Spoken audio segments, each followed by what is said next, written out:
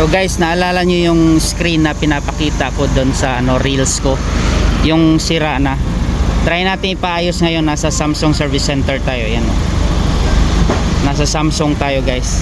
Akyat tayo dito sa service center nila.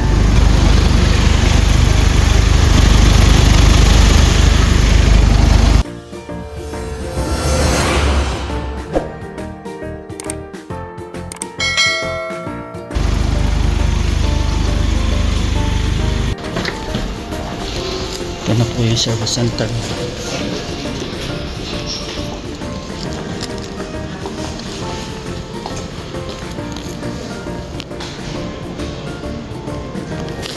So pagpasok mo dito sa bungad ng pinto ng Samsung Service Center, may diyan, yan yung monitor. Pwede mong i-check yung model ng cellphone na ipapagawa mo, kung magkano ang price na aabutin. Saka mo pag-isipan kung ituloy mo, kasi talagang may kamahalan siya kahit luma na yung unit mo. Yan, mata-translate ko yan ng English.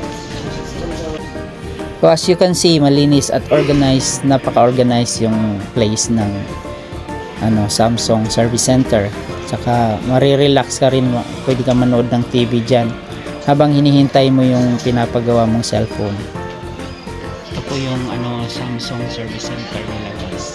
So sa mga nagtatanong kung saan po itong Samsung Service Center, malapit lang po siya sa Hansarang Byungwon. So punta lang po kayo. Pag galing kayo dito sa Daebol, mag-ride lang kayo ng 500 bus. So makikita nyo na yan doon, may stop doon ng Hansarang Byungwon.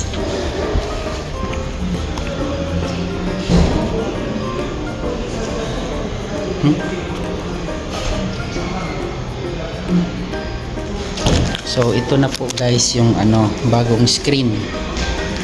So ang nabayaran po ay 295,000 won. So ito na po siya.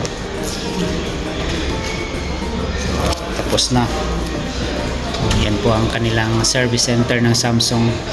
So take note guys, ito ay Note 20 Ultra pa lang.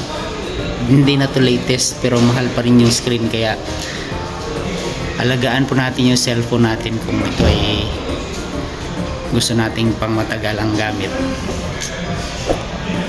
Yan lang po, dyan lang po magtatapos ang ating munting vlog dito sa Samsung Service Center. Thank you.